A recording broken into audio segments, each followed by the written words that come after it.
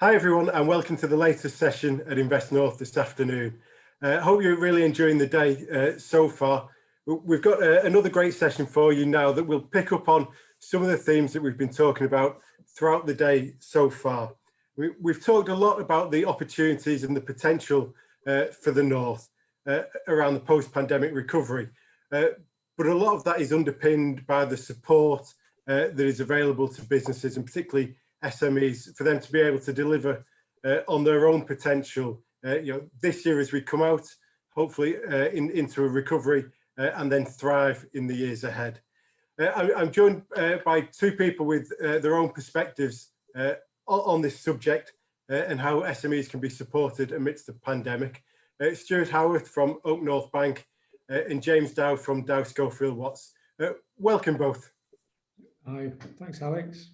Hi Alex. Stewart, if I could start with you and launch straight into it, obviously the pandemic was unexpected and unprecedented, and there's been an awful lot of disruption in the sector and for businesses of all sizes. But how has it affected what OakNorth Bank has done? Yeah, thanks Alex. I think in terms of the general strategy and approach from OakNorth's perspective, it hasn't changed. We're still here to support growing businesses across the region. Profitable growing businesses with good management teams is what we focus on, and that strategy hasn't changed.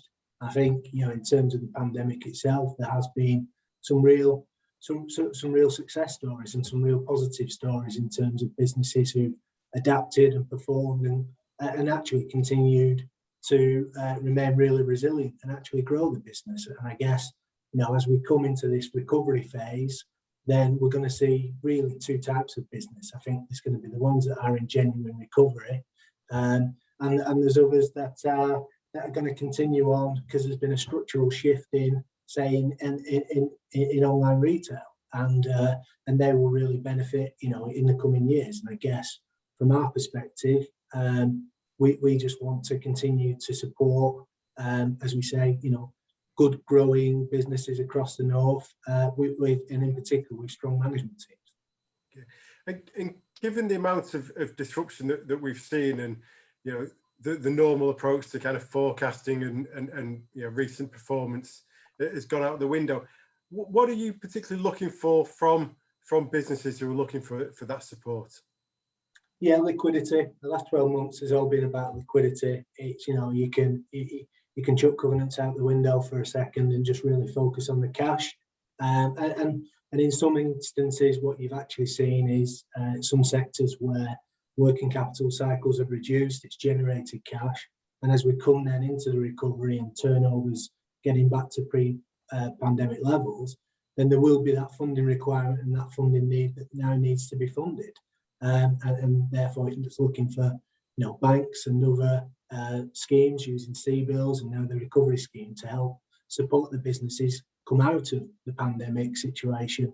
And that's really what we're focused on over the last 12 months. It's really been about trying to share best practice with borrowers, but in particular just really focus on the cash. Yeah.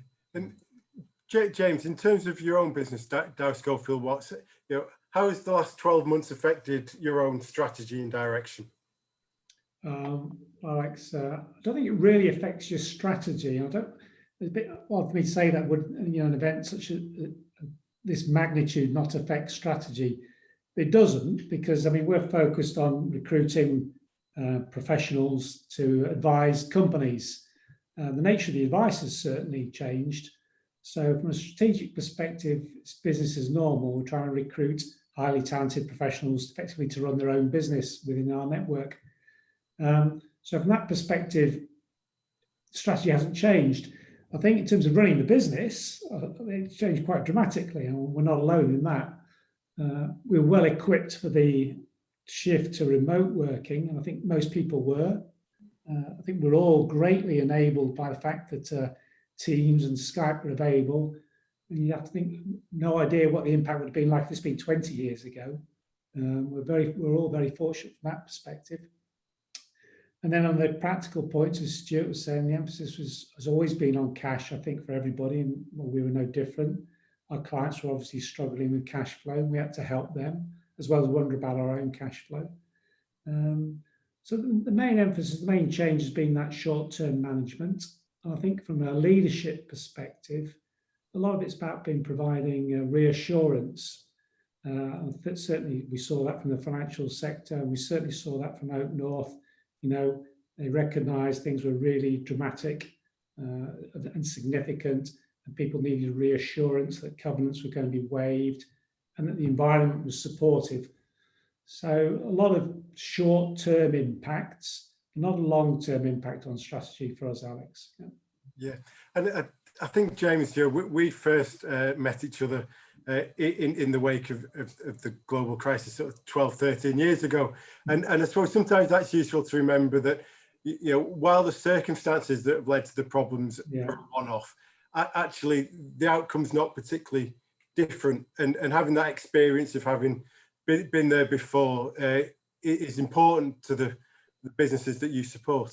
Very much so. In terms of, one of the things one of the first papers I wrote internally, I don't communicate in any great length normally internally, but it was to emphasize that, as you pointed out, Alex, we had a financial crisis in 2008, but I've been through, obviously, we've all been through Brexit, and then you roll back 2 Gulf Wars, the dot-com bubble crash, Britain exiting the ERM, 9/11.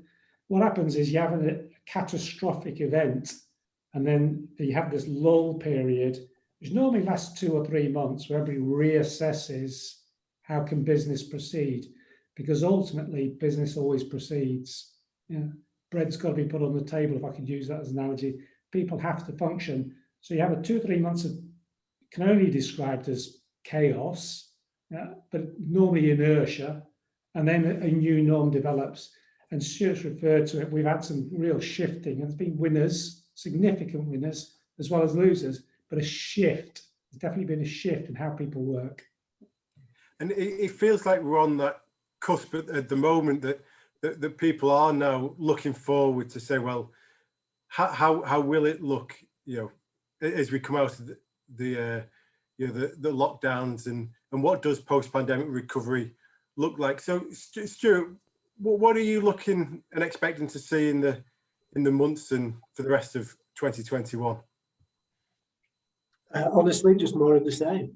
I think, you've got a really buoyant market out there, aided by, in terms of transactional market, aided by proposed changes that then weren't changes to CGT, which drove a lot of activity in the first quarter of this year.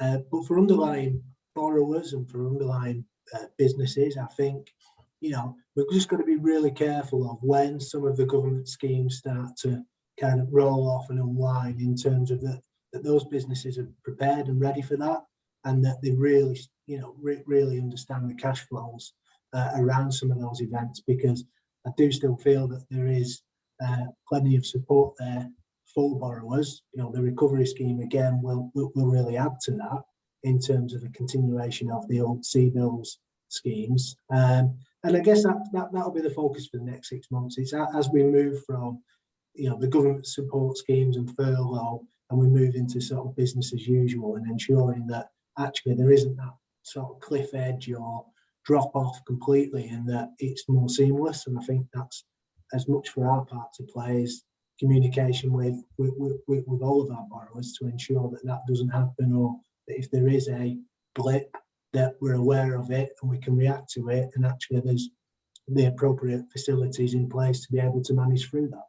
Yeah. It felt very much to me that Rishi Sunak's budget earlier this month was about putting that final piece of support in, and so that it didn't need to then get extended by another month or two months, and that to give everybody a bit more certainty and clarity to be able to, I suppose, know that there's that safety net of the recovery loan scheme in place, the furlough scheme extended as well a little bit further, so that people can start to make those longer term plans for what they're going to do over the next, say, 18, 24 months.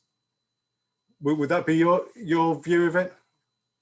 Yeah, exactly. I mean, they've increased the limits there. They've kind of made it more accessible in a way, to have multiple schemes on there. So it is very much a kind of move from pandemic to post-pandemic and support for growing businesses out of that. And I think that's been really welcome.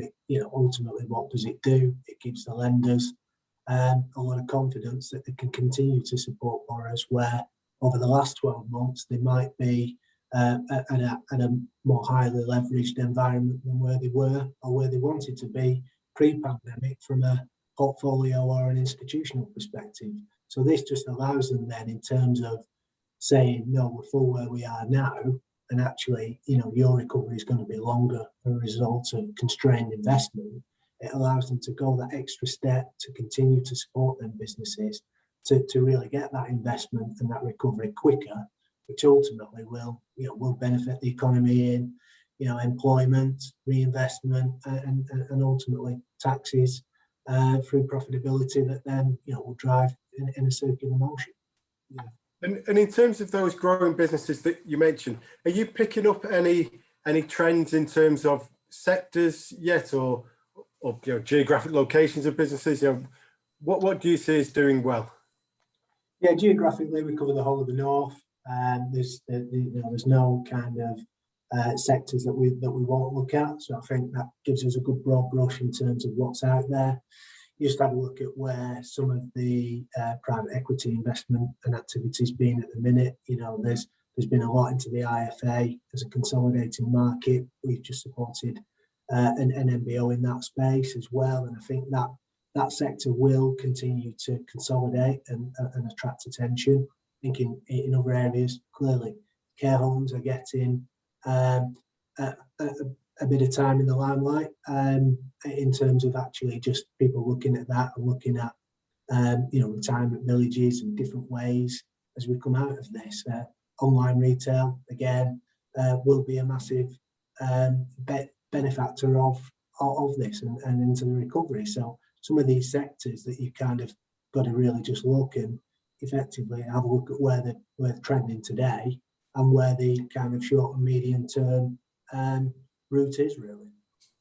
And James, are you seeing those trends, or is there anything else that's coming across your desk that's looking interesting?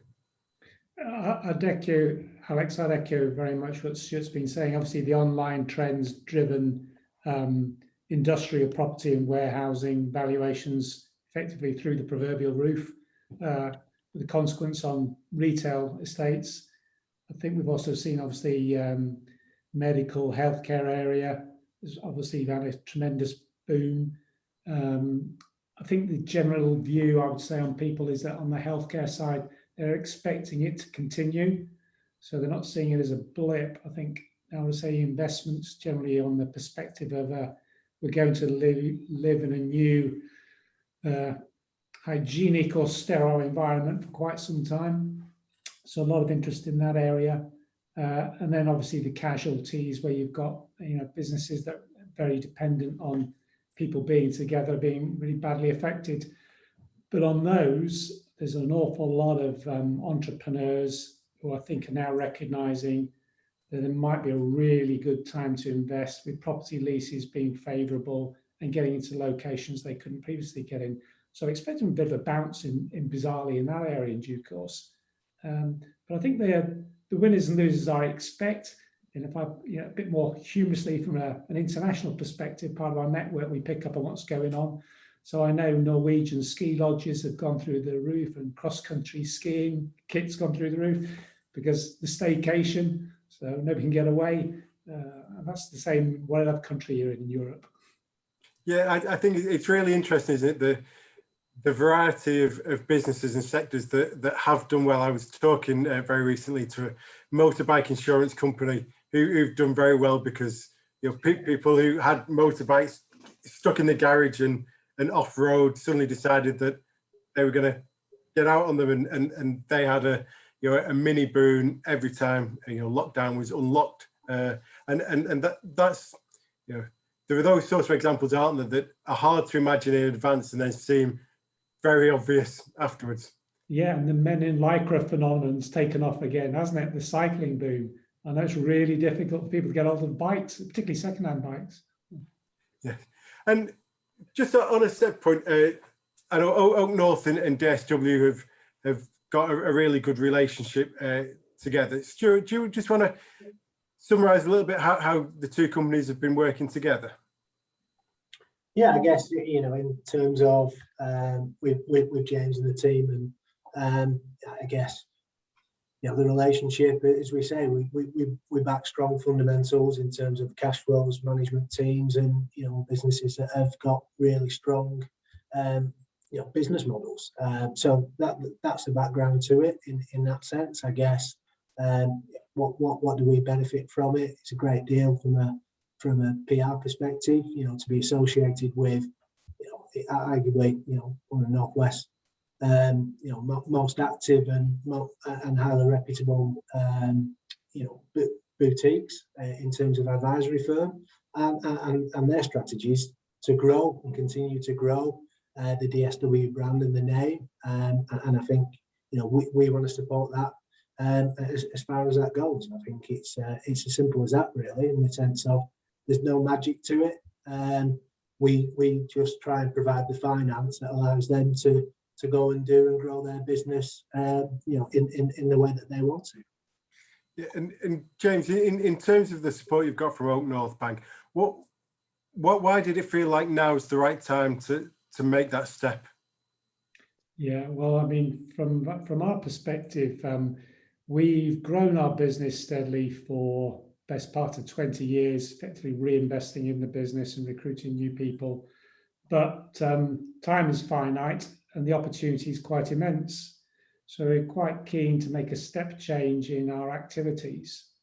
And we'd come across OakNorth on a transaction. And from our perspective, we found them, they delivered what they were saying they're going to deliver in that transaction. And in terms of what I want from a finance partner is I want a short chain of command, and I want people who do what they're going to say they're going to do. And OakNorth deliver that. You know, the speed of response is excellent. We've got really good exposure to the credit team and senior executives at OakNorth. So you feel you have a relationship. I know the big banks have to put relationship managers in, but we feel we've got a relationship with OakNorth, which means we know they're going to listen to what we're trying to do. And I hope they're available to support us on a number of other things in the future. Sounds good. And what are those growth plans that you have? What are you looking for the next year or so to bring? I'm very, very optimistic, Alex. Well, I normally am anyway, but I'm very optimistic we'll have a very good year. There is a lot of activity. I think the CGT threat galvanized activity. I think that will remain a galvanizer for people thinking about selling their businesses, which drives for us, you know, our corporate finance and our due diligence activities.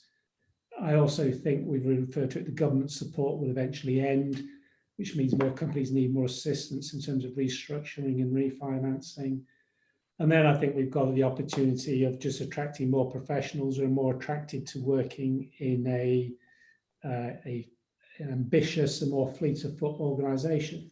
And so for us, I'm hoping we're expanding new service lines of discipline, new geographies. So very optimistic, actually. Sounds like an exciting year ahead. And for you, Stewart, what are OakNorth looking to achieve? More of the same, just turbocharged, I guess, in a way. Our ambition is the same as James's, in the way that, you know, we're really keen to grow this business, to really build a great business up in the north. So the only way you do that is by doing good deals with really good partners that you can get great credibility from. And in turn, that attracts, as James was talking about a lot today, about people. And in turn, what you do is you attract, you know, better people and the best people, and in turn that helps achieve your growth just so much quicker. And final question for you both. I'll start with you, Stewart. What are you most excited about in the post-pandemic recovery? Yeah, so as James will probably know from most of his corporate finance guys, you know, people are deal doers, and I really like supporting management teams and seeing businesses. And I guess for me, the beauty about being at OakNorth is I get to see a wide variety of sectors, industries, management teams, funding structures, and it's trying to really build a solution that suits their needs alongside, the risks of the bank. And that's a bit that I've kind of always been sort of excited by, and that's probably more so now than ever as we come out of the recovery. There's going to be a lot of businesses looking to take advantage of opportunities, and I think that's at the point where because we can move at speed and we've got flexibility of solution, that's where we can really help support those businesses. And James, as an optimist, what are you most excited about? I'm really excited about the uncertainty. I think lots of interesting things are going to happen over the next 12, 18 months. And for me, that's really exciting. I'm sure there's going to be lots of opportunities that people haven't imagined. It's the uncertainty that's the most exciting. Yes, so it's a good note to end it on. Yes, I think that there's an awful lot of opportunities in the disruption.